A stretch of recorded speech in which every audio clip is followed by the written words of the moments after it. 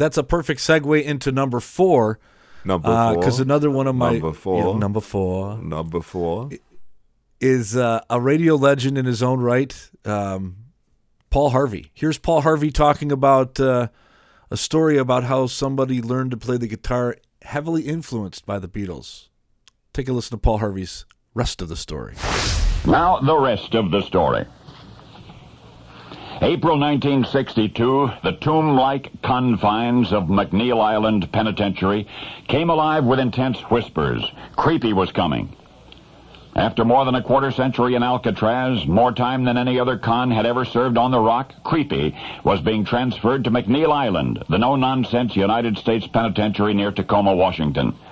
McNeil Island inmates speculated eagerly, almost anxiously, as to what Creepy would be like after all of these years. How would he act? What would he say? For few bad guys in the history of crime had been more wanted while at large or more legendary behind bars than had Creepy, the haunty-eyed, pasty-faced public enemy number 1, personally apprehended by J. Edgar Hoover himself, the last surviving member of the notorious Barker gang, Ma Barker's adopted son, Alvin Karpis. Yes, you met him during a previous visit.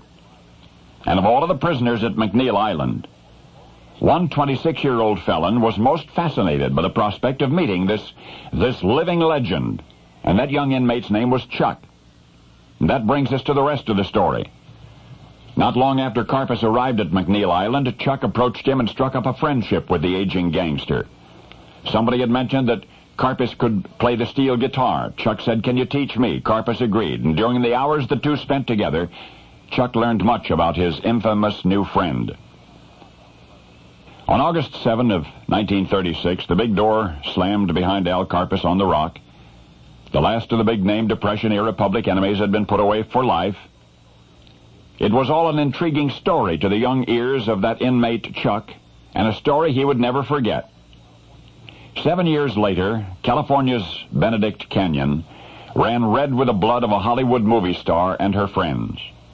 And that day, Chuck, the fawning disciple who once sat at the feet of Alvin Karpis, outdistanced his mentor in infamy. They thought Karpis was creepy. Well, the protege, whom he taught to play guitar, the cellmate, Chuck, whom he had inspired in the spring of 1962, was Charles Manson. Now you know the rest of the story. Hello, Americans. Stand by for news. Paul Harvey here. Good day. That's pretty good. Now you're a big fan of Paul Harvey, aren't you? Oh, huge. There's another guy.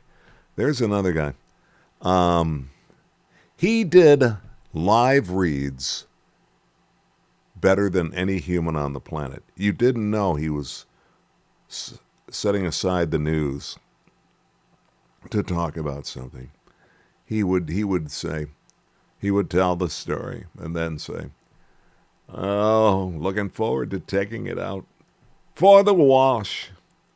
And whatever it would be like, Jack's Car Wash or something. I don't know, but he would just, he had the blendability better than any human I know to go from doing a radio program to selling you something, and you didn't even realize he was already talking about life insurance, And how can you not want to just take $1 a day and put it away?